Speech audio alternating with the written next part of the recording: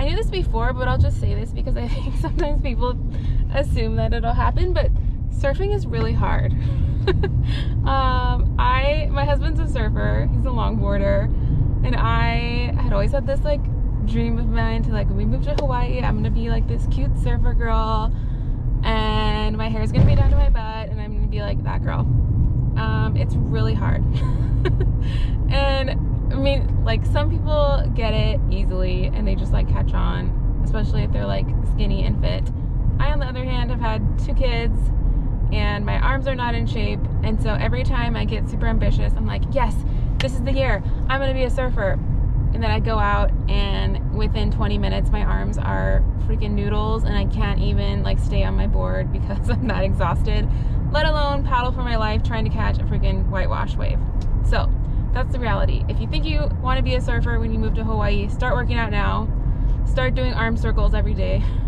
Do your push-ups. That stuff ain't easy. I'll just say that. Let's talk about pets. If you want to move to Hawaii and you have pets, please, please, please plan in advance. I do not recommend doing what we did and deciding to move home in less than a month with a dog. The reason for that being is because Hawaii has a quarantine system because the state does not have rabies in it. So in order to keep rabies away, they make sure that either your pets have had blood tests before arrival and like all paperwork has cleared, or they have to go into a 3-month quarantine when they arrive here through the airport. So let me just like set the scene for you because this is what we went through. Your poor pet has to go on an airplane across the Pacific Ocean, traumatized in a kennel, isn't allowed to poop or pee, okay? We're getting this picture? Poor dog, right? Then they can't even see you. They're going straight to quarantine, which is basically doggy jail, okay? They're going in a kennel where they're expected to poop and pee in the kennel the entire time and not be walked. So, because we move so fast, obviously it doesn't have that quarantine before moving, like the paperwork before moving, doesn't have time for the blood test, etc. So our poor dog Callie, she's a black lab mix, had to stay in a kennel for 3 months. And yes, you can go visit during visiting hours, but literally it is like pet jail. I feel so awful for all these pets. Like, you just go there and your heart breaks because you know they all have loving owners and all their people want them, but they're stuck there in this limbo period. And funny story, our dog is smart enough that she refused to pee or poop in her kennel for 2 days. So they started walking her and she would only go to the bathroom when they walked her. So this little girl got 2 walks a day and everybody else didn't. So hopefully your dog is as smart as ours was, but it is not the norm. The staff made that very clear that she is getting special treatment. So then after 3 months you go pick her up and it's a big happy reunion. But I can only imagine as a dog mom the stress that poor animal went through for those 3 months. Because while you're there, like, you're visiting and it's just yips and yaps and it's stressful as a human, so I can't imagine as it is for a dog. I can only picture their voices like, take me home please, I just want to see my mommy and daddy. I mean, the works. So plan in advance for your pets. Let's talk about free shipping. Okay, if you like to shop, who doesn't like to shop? I love to shop. Yes, we have some big box stores and we have a great big mall. Ala Moana is wonderful in all its variety, but that's not to say you're gonna miss your favorite stores. There are a few things we don't have, and if it's not here, it probably doesn't ship here for free, or if at all. So let's take, for instance, Cost Plus World Market, okay? I love Boho. I love all the worldly things. I love all the travel. I like the food. I like their furniture. Does not ship here, and it's awful. So what do? Either you quit shopping there, like ever, or you ship it to your cousin in California who will then forward it to you, or you find a freight forwarder and you have to set up scheduled deliveries to their warehouse and then manage the barge freight over to Hawaii, and then you have to pick up from the port in town. Or if you live on an outer island, then it has to go through Honolulu and then to your other island. and it's just a big cluster, and I really don't recommend it for anybody that wants to save some gray hairs and like not cry if their things are broken or smell like mold by the time they get here. Okay, last thing I'm gonna say, I mean, I could go on for like 45 minutes, but I'm not going to. Last thing I want to say has to do with money, because obviously everybody wants more of it. They don't like giving it away, but when you move to Hawaii, everything costs more, and it's something that's assumed. Like, I knew this moving here, but it feels a little different once you're actually living it and you're seeing no money in your bank account. Okay, so what does that mean? Let me just break it down. Cost of living means your house, rent, everything is through the roof expensive. If you're military and you get BAH, you are living the life. If you do not buy a home and you are military and you know you're gonna be here at least 2 years, what are you doing? You're gonna make so much equity in those 2 years. It would be crazy to not buy a house, okay? If you're renting just because you're not in a situation to buy, get in the situation to buy. No, I'm just kidding, but like, really, the value of homes in Hawaii is skyrocketing year after year after year. And I've heard countless stories of people in general, like they'll buy a home in Ewa Beach and in 3 years their equity has gone up so high just because of the market that they're able to sell, get $150,000 in equity and upgrade. And then they just keep upgrading and upgrading over the years until 10 years later they're living the dream life in their dream home. So don't be afraid to start with a small condo if that's all the down payment you can afford right now, or how your credit looks. I'm not sure what your situation is. Just having that long-term goal and like the big picture perspective is how you gain wealth in Hawaii easily, guaranteed. Real estate is where it's at. Also, that means electricity is higher. That means, I mean, gas isn't too bad actually, but food, let's talk about food. In California, I was probably spending, I would say $400 to $500 a month on groceries. And that's for, well, okay, let's say $400, because that was just me and my husband at the time. I feel like that's pretty accurate. And that included like eating out and like socializing. Now we live with my in-laws, because that is very common to have multi-generational households, going back to that cost of living.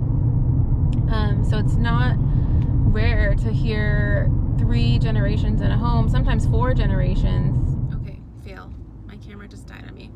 But I was on a tangent and I want to keep going. Multi-generational houses.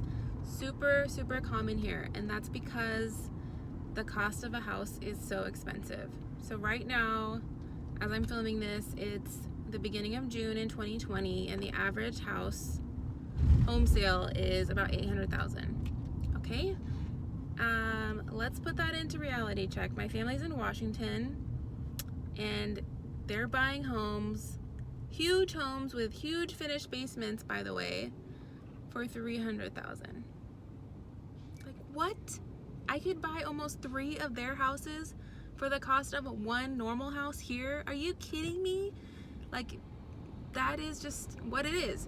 So, like, if you're looking and like browsing neighborhoods, it's not that rare either to see houses that have like 8 and 9 bedrooms. And you're like, what the heck? Why would they have that? And that's why. It's because you have grandparents, you have then my generation, and then you have their kids. So that's 3 generations. And then sometimes you have 4 generations if that grandma happens to be like 55, 60 and she had a kid when she was young, and now she's grandma too. So you've got even her grandkids. So just, I mean, mind bonkers. But it happens. And I mean, that's just life. It's got pros and cons. I'm very lucky to love my in-laws, and we all get along, and she cooks and watches the kids when I need her to, and I help around the house and I do the shopping, and that's just how we make it work. But for some people, if you're moving to the islands for the first time and you don't have any connections here, obviously that's not going to be your situation, but it's just very much the norm here. So like, I just want to put that out there. So I'll be the first to be super transparent about how we got to where we are today, because if you're looking at us from the outside, you might say like, oh my gosh, they're so successful. Marina started all these businesses and she's just killing it. And like, feel like that's really egotistic to just say that, but people tell me this, so I'll just put it out there. It's not easy, and the only way that we make our living is by having multiple streams of income. You have to hustle. So at one time we had 4 streams of income, and then Ryan quit his job, his federal job, to come work for our companies because I was just crazy busy and I needed the help. But it takes multiple things, because if you're an entrepreneur and you just have one source of income, if crap hits the fan and then that thing's gone, I mean, you're done. That's all you've got, you know?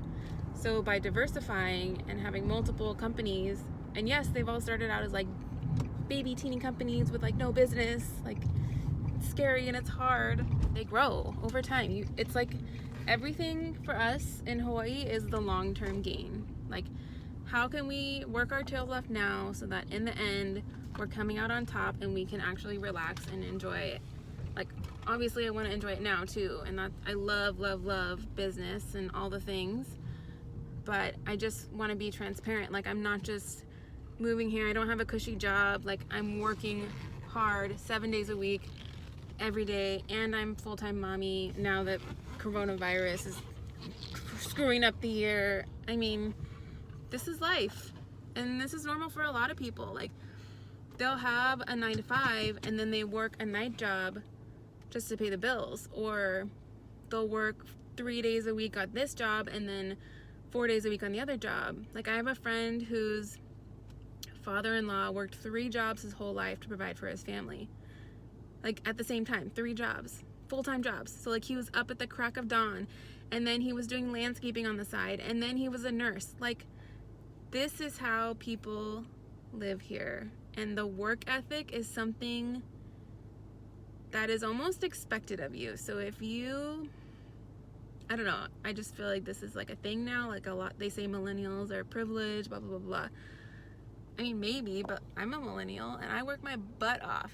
Maybe it's like, what is it, Gen Z? That's the next one. The 90s kids. Maybe they're the ones we need to watch out for. But if you want to make it, if you want to feel comfort and security in yourself, you've got to hustle, and you've got to have multiple streams, and just be smart. Don't rely on someone else. I don't know.